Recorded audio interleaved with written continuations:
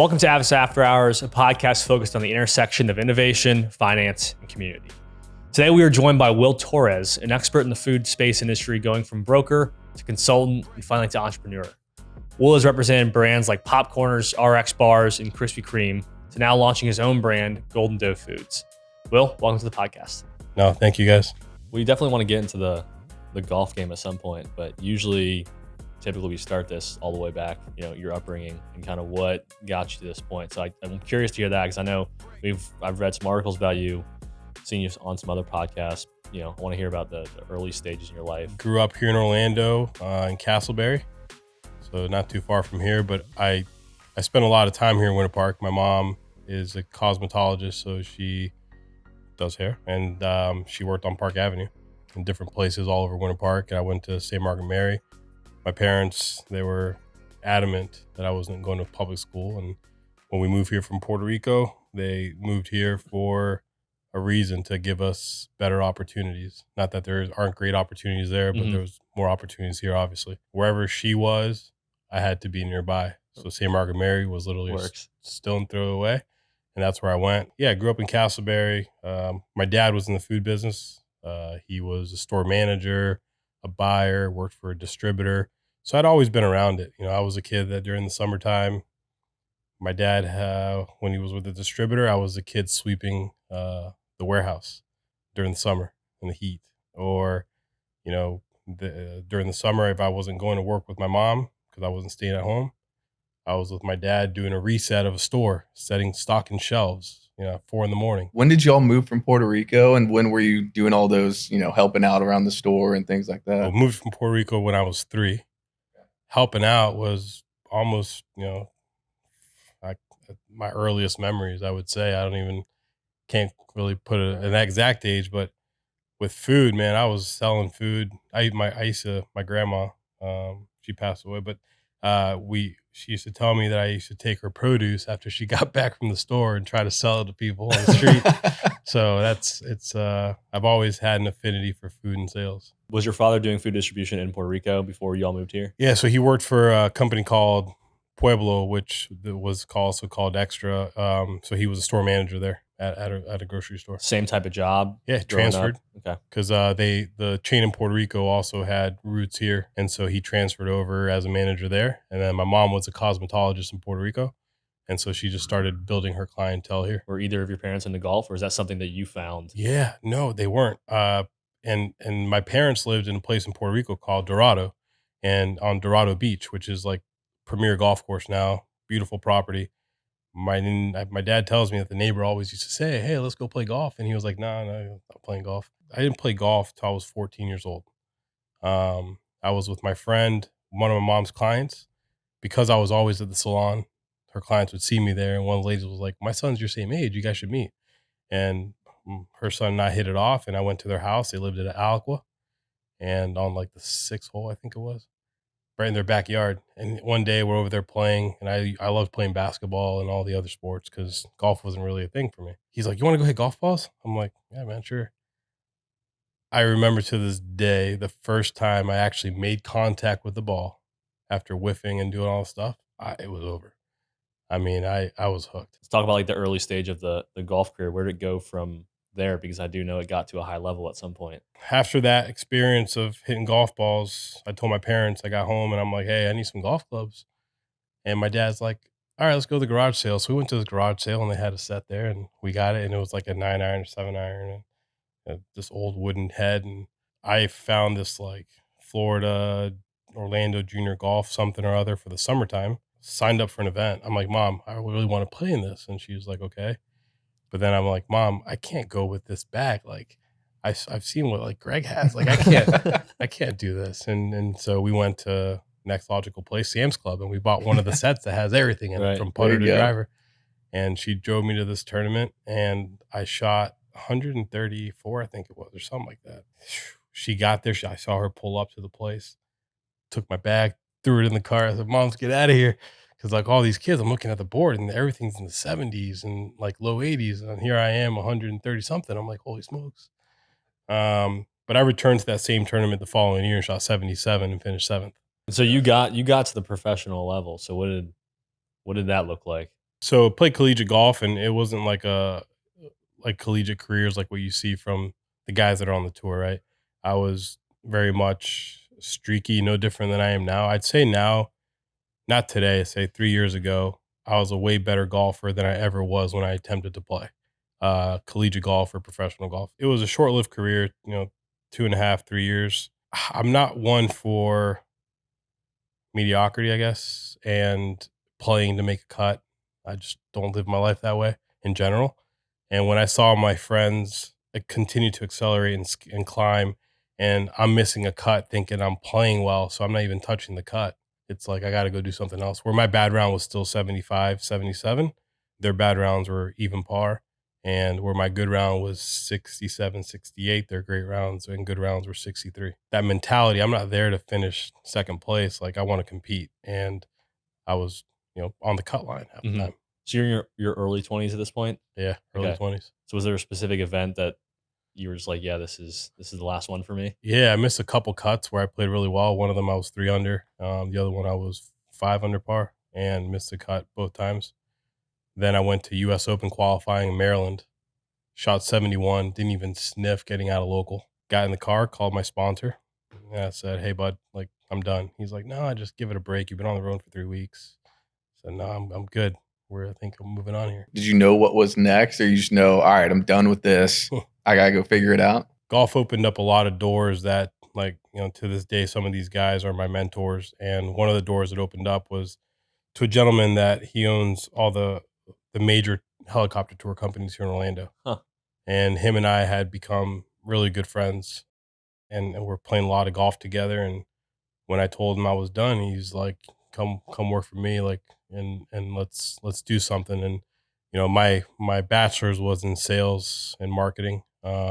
So he's like, look, all these hotels are opening up, the Waldorf, the Hilton Bonnet Creek, all these new hotels. Can you go and build relationships with the concierge and figure all this out and get the people that are staying there Right. start coming to our place versus others. And that was my first real entryway into doing presentations, because by nature, sitting here today doing what I do on an everyday basis, that's not my personality really.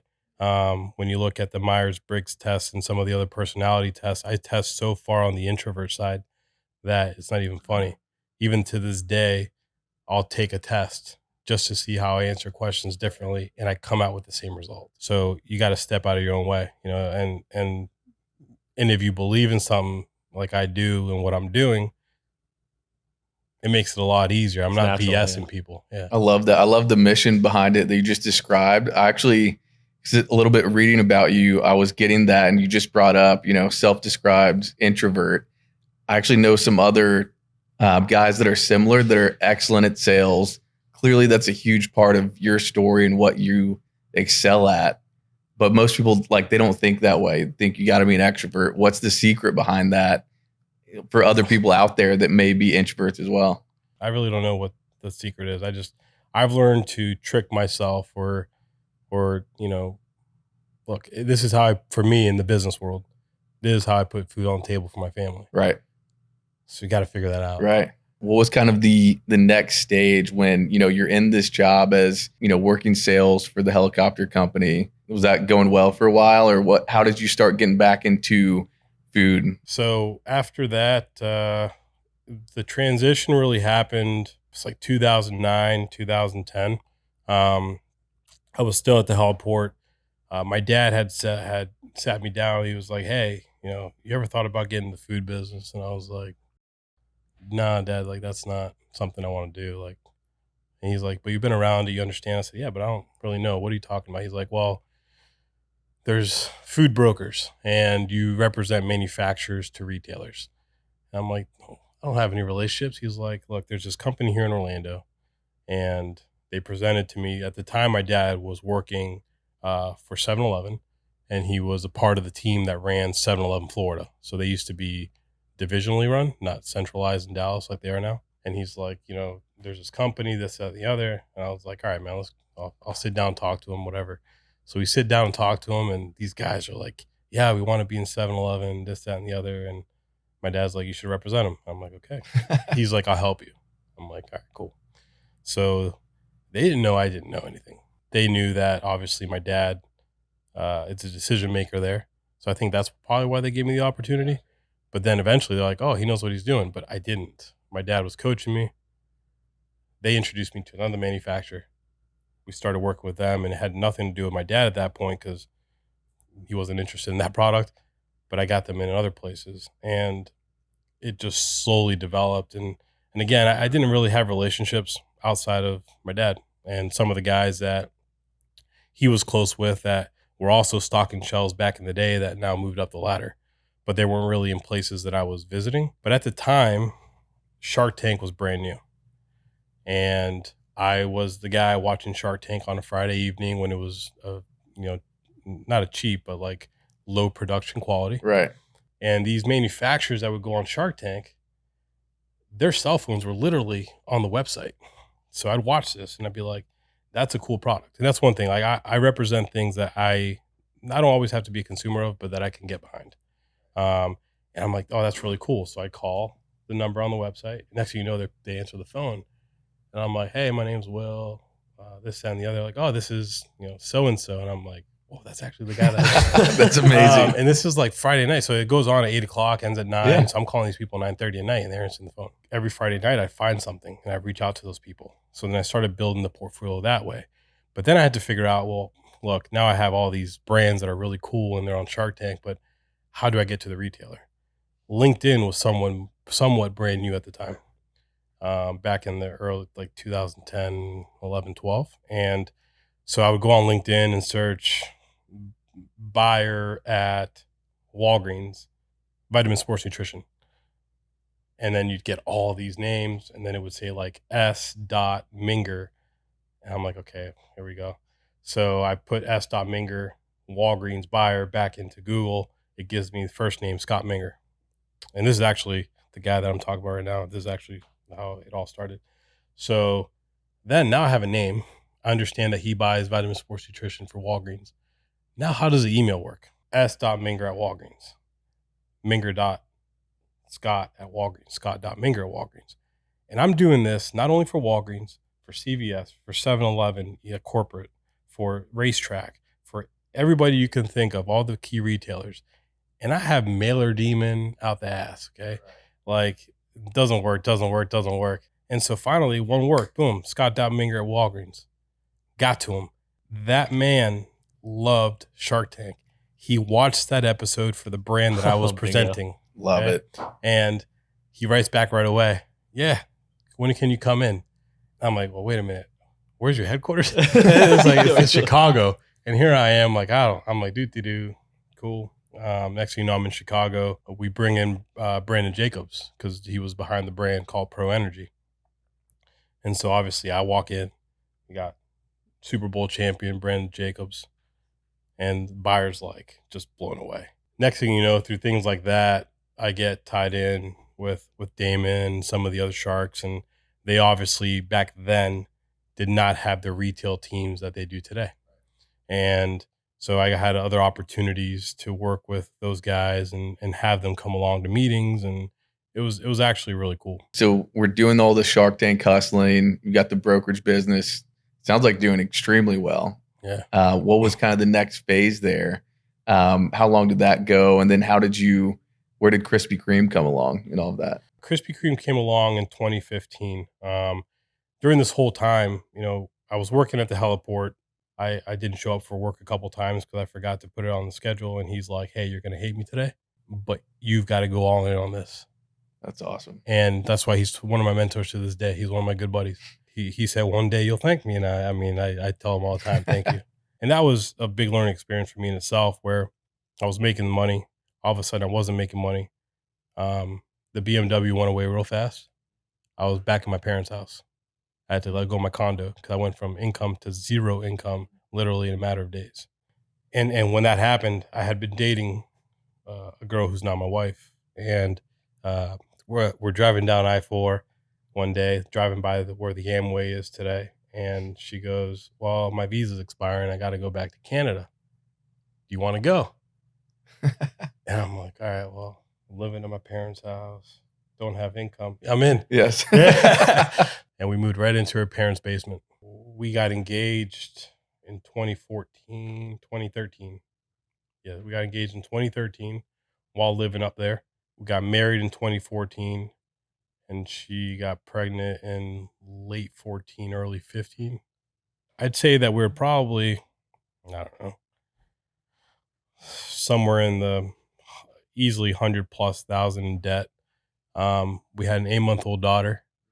The company that's the majority of my income says, hey, you either got to come in house or we got to part ways, because the commissions you're making is a lot, and we could hire somebody for less. And while I had built that portfolio for them, that's just a reality of the business. And I come home and I said, hey, here's the compensation package.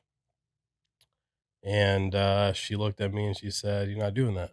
And, that was another pivotal point in our lives, in our story, because 2 months later, I get a phone call from someone that I knew to say, hey, Krispy Kreme's looking to do this. And they're looking to do national distribution, not just distribution from one of their restaurants to all the local Publixes and stuff and convenience stores. They want to go national. So tell us a little bit about the Krispy Kreme experience, because I want to Yeah. move into the topic of the hour, which is Yeah, golden yeah. dough. And so I Yeah. want to make sure we have time to. The Krispy Kreme experience was, again, it changed the trajectory of where I am today, where our family is today, the opportunity for golden dough. LTD Management Group, which was the brokerage I started, which stands for Live the Dream, because I figured if I could help manufacturers and other people live their dream of seeing product on the shelf, I live mine, because I make money off the sales, right? And I think that LTD was an extension of my bachelor's degree. I then, TSW was my master's, where I applied my theory, because they didn't know. They didn't know that I hadn't done all of that on my own. They knew that I understood what the market looked like. I understood the product development, the packaging, the design. And then I had a partner in that business that understood the back end, the operation side. So it was, a great match there at the beginning. And again, it was an extension of my bachelor's. It was applied theory. And I banked on the same people that, I met along the way, from 2010 forward, that I developed what I felt and I know are now authentic relationships. They weren't just BS, topical, transactional. I hoped and I banked on those people to stand up for me when I let them know that I had this great opportunity. And I think that was as important as the brand in itself. And I think that gets lost in business, is that it is a relationship business. You could be a big brand, you could be a small brand, but you're still dealing with people. Was there an inflection point or an event that led to you moving from Krispy Kreme to starting golden dough, or is it like a slow burn? What did that process look Man, like? I wish it would have been a slow burn. With Krispy Kreme, it just, they have very, very smart people in that place, and they felt that, they wanted to do it themselves. So that came to an end in 2020. Talk about a rude awakening. And like literally going from income again to a donut hole, like zero income. How many kids do you have at this point? 3. Now I have 3. So you're like, when in I the started, thick I of had it. 1. Yeah. Another big, massive inflection point. Yeah. 3 kids. That's got an 8-year-old daughter, a 6-year-old daughter, and a 3-year-old son. So what did the start of golden dough look like? Was it just an idea? Was it just over time you're trying to figure out how to build this thing? Or Yeah. So I didn't. COVID wasn't as real as what it became. But there was a company that was doing a donut that was shelf stable, and I was like, man, there's something there, and individually wrapped and shelf stable, meaning it has a longer shelf life, I'd imagine. Yeah, and it doesn't have to be Refrigerated or anything. Right, and I started looking at that, and I know somebody here in Orlando that used to be a Dunkin' guy and had a commissary. So I call him up and I'm like, hey man, I'm trying to recreate something here. And so we started to test stuff, and we started testing different doughs. And during COVID, there was nothing else for me to do. I don't have a job. Other people were making bread at home. You're testing out. I'm testing donuts. Donut recipes. I have all these pictures of all these bags, vacuum sealed bags with donuts in them, and different dates and dates to open and all this stuff. And it was a mess. I'm sure your wife loved it. Yeah. And I kept stealing stuff out. What got me to Golden Dough Foods, when the partnership ended with Krispy Kreme, again, I didn't know what I was going to do. I knew I had a little bit of money to go do something, but I started looking at trades. So window washing companies. There wasn't one thing that I wouldn't look at. And I was lawn mowing services and all this stuff. Cause I'm like, hey, look, maybe I could apply my operational side to this. And obviously I understand sales. And there's relationships in this town that exist that I could tap into. And my wife looked at me, and I think it was February of 21. Yeah, February 21. And she was like, the hell are you doing? She's like, you've always wanted to have your own brand. Go and do something. Like, what happened to that donut project you were working on during COVID? I'm like, yeah, it didn't work. It staled out. Like, it wasn't working. She's like, go figure that out. Gotta get your wife on here too. She's Seriously. the boss. Again, that was a turning point. Uh-huh. And I think it was like February 21st, actually. And from that point forward, every waking minute that I had was working with our food scientists on perfecting our version of this donut. So tell us a little bit about Golden Dough and what differentiates it from other products you see out there. A yeast raised donut is basically like what Krispy Kreme makes, or you see got a Dunkin' Donuts, a little less dense than a cake donut. But what we have is some technology and proprietary technologies and flavorings in our stuff that we are able to be on a shelf for an extended period of time. The exact number is 75 days. The reality of the business is that if I'm on the shelf for 75 days, I'm out of business. All right. So, it's like in the industry, it's like a Rice Krispie treat can last 2 years on a shelf, right? It's like if it lasts 2 years, they wouldn't be making Rice Krispie treats anymore. Right. It's something that in the industry is sought after, especially for high spoilage items, right? So if you go into a Wawa or 7-Eleven, those items in that case are going to spoil after a day. And that's a lot of waste in food. COVID brought a new dimension into it, which was people were scared of cross contamination. And what we do is we have an individually wrapped, full-sized yeast-raised donut. We're the first to launch this at mass scale. Do you have distribution in Central Florida? We do, yeah. We're in Racetrack. Okay. We're about to go into Gate Petroleum. And we're in talks with quite a few others. Yeah. I went to the Racetrack on Colonial today trying to find some. I couldn't find them. No, they're out. I think they were Wow, out, which is a good that's sign for good. you. 'Cause I was going to clean you out. It's a double-edged sword. Yeah. I want to touch on something I read. I think it was an Orlando Sentinel article about you. I think you said if you launched perfectly, you launched too late Mhm. was the quote. Explain that, touch on that. Because I thought it was really interesting. Yeah. I liked it. So when I designed this product, I designed it a certain way for the packaging to look a certain way, for everything to look a certain way. And I learned that early on from other mentors. You can't be a self-sabotager, which a lot of entrepreneurs are. They try to perfect, and they never make it. And the idea dies. Specifically to Golden Dough Foods, I designed all this packaging, did all this stuff. It's March 17th of last year.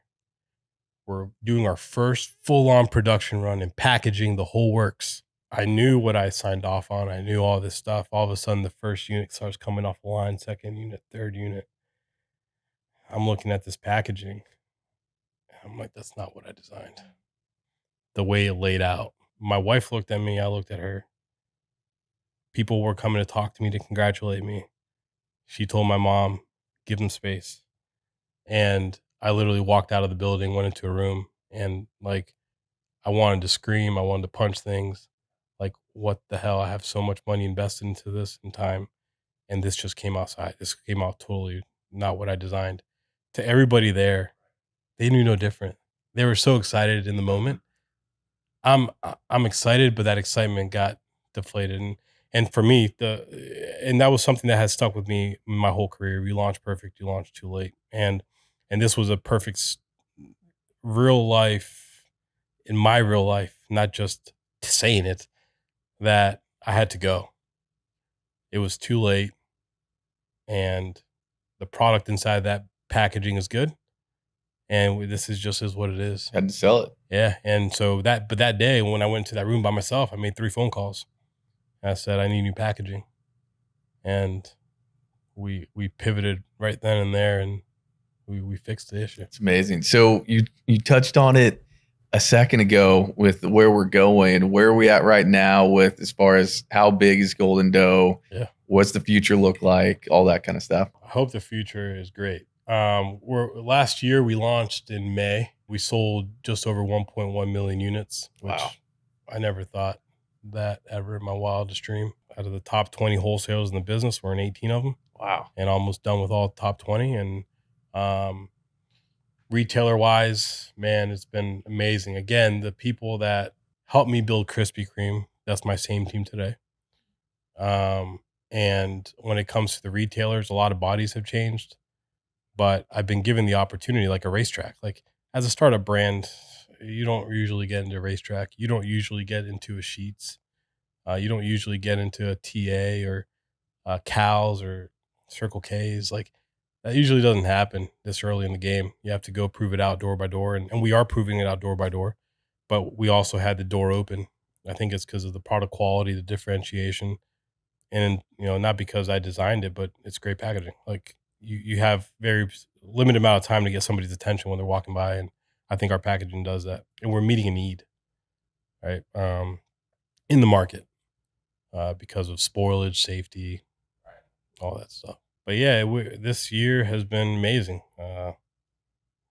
Just this week, we've added on more doors. We were doing like 1 pallet a week, then 2 pallets, then 5 pallets, then a few weeks with no pallets, and then again.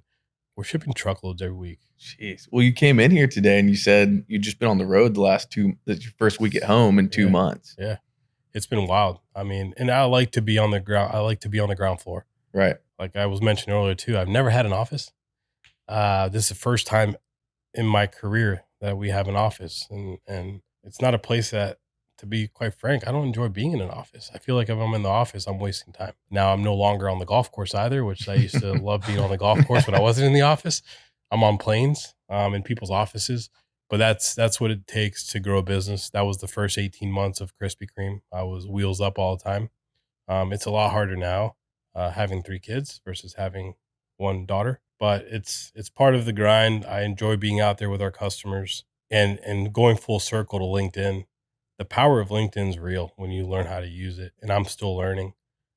But the amount of distribution that we've gained and the amount of conversations that I've had through that inbox that's there, because again, like I don't have time to BS. So, if I post something, sometimes it's a little bit too emo, but that's my story. That's my reality. And I celebrate the wins and I talk about the losses and the issues.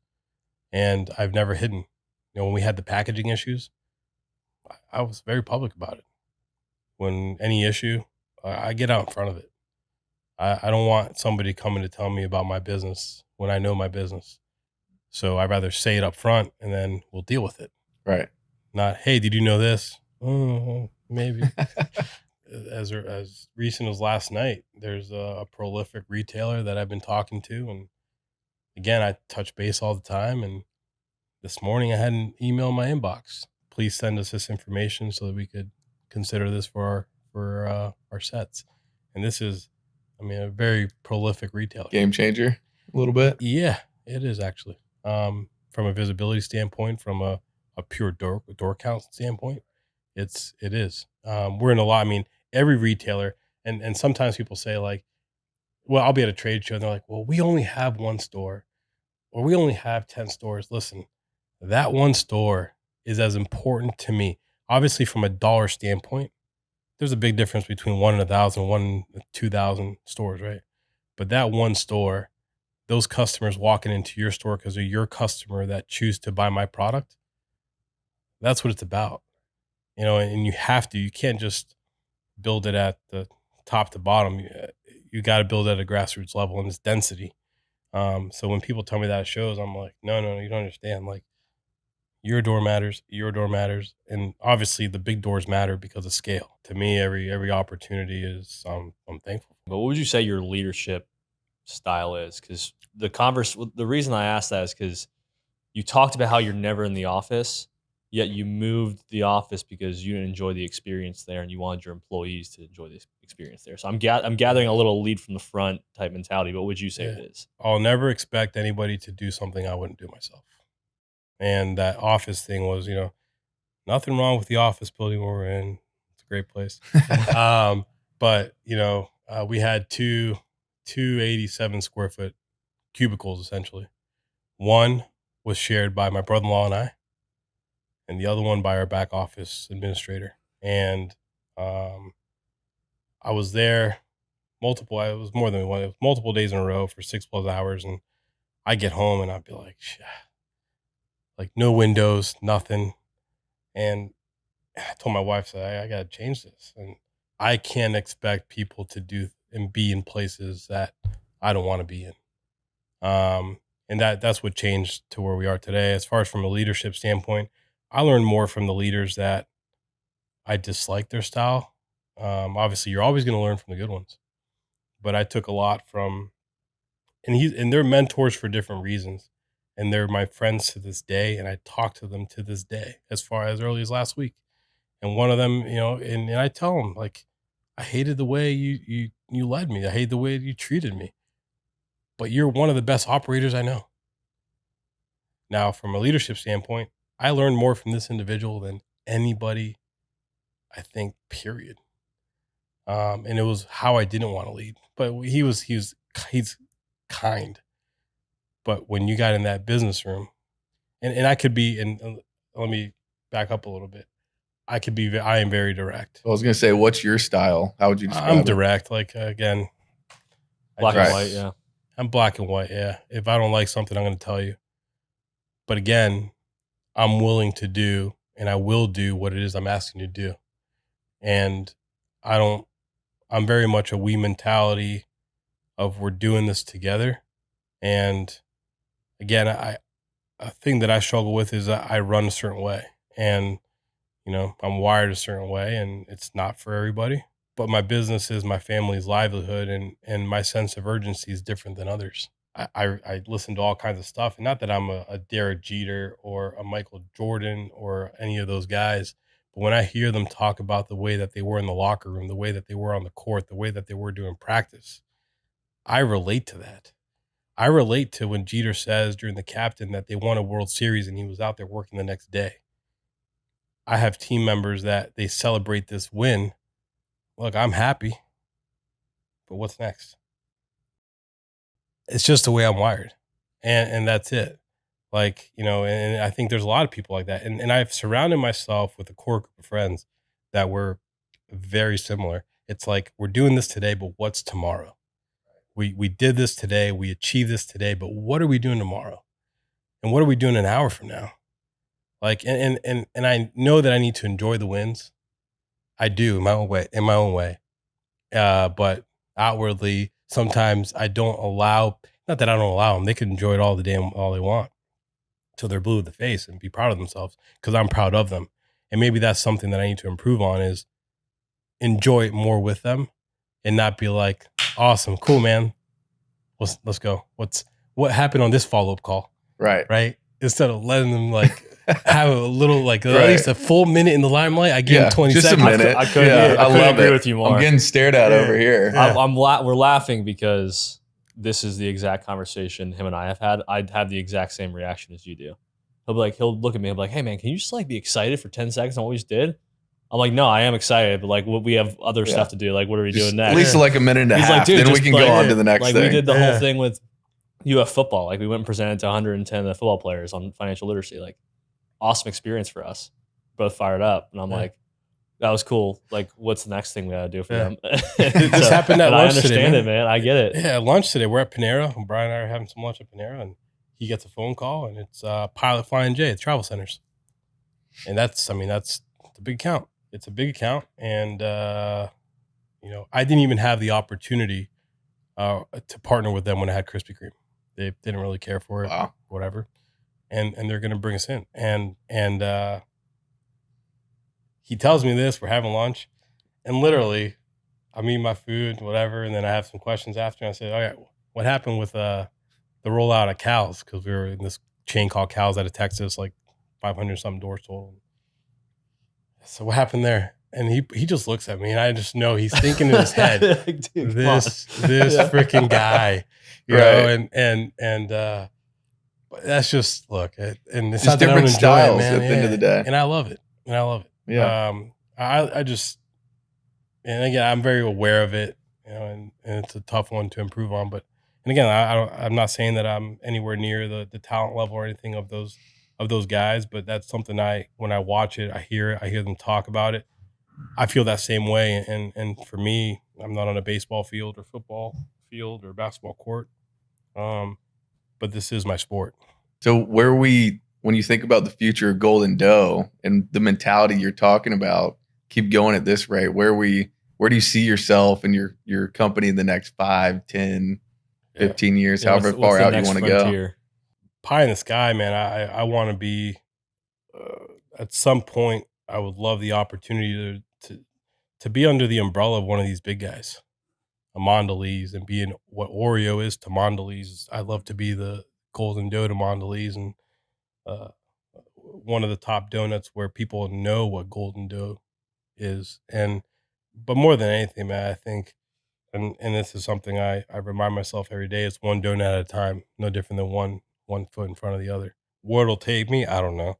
Um, I hope it's great things. I didn't think any of the other opportunities that I've had were going to be present, and they were. So for now, I just keep, my head down, blinders on, and keep running, That's right. and run fast. Yeah, because man, Seriously. there's a window of time that I haven't had to do what I'm doing, and gain these partnerships, because I'm not naive not to think that my competitors are looking. I just hope that by the time they look hard enough, I'm enough noise to where I am a brand, and whether or not they come out with something similar, I have the trust of the consumer. And I think that mentality serves that well. And I'm curious kind of what your take on this come up a few times on the podcast and with entrepreneurship in general. Does balance exist with personal life in this business mentality you're talking about?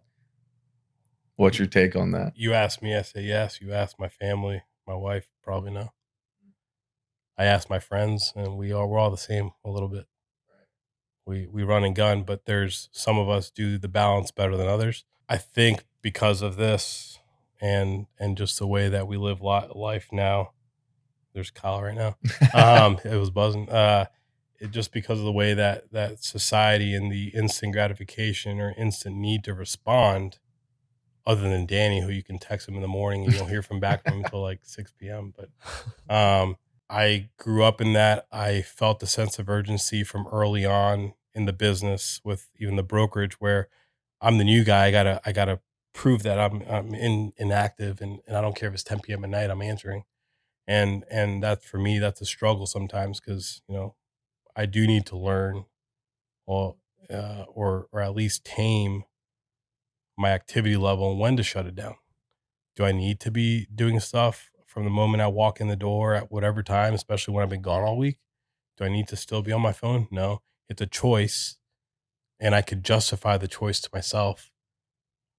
But that's, I try to balance. Back to that, I try to balance, but sometimes the balance, it's off. It's probably just all in that, trying to balance, like you're saying too. I feel like that's the key. A lot of us work, right, to help provide for our families. Like, I found out months ago that my wife and I are having our first kid in June, and like ever since then, I've just felt this crazy sense of urgency to work, and longer days, and it's to provide for the family, but also you remove yourself sometimes from Yeah. the said family because you're trying to provide them. It's kind of like competing forces, and I've always found it interesting in how entrepreneurs do find balance. Some don't, some do. Yeah. It seems like you've done a pretty good job, and I think you alluded to it in one of your posts, because we've been following you on LinkedIn for a while, and talking about a mentor of yours who said he had like a blurry picture of his son. Yeah. And he's like, that's how I remember his childhood. And you kind of strive to strike that balance. So And I think that's something for me. I don't think, well,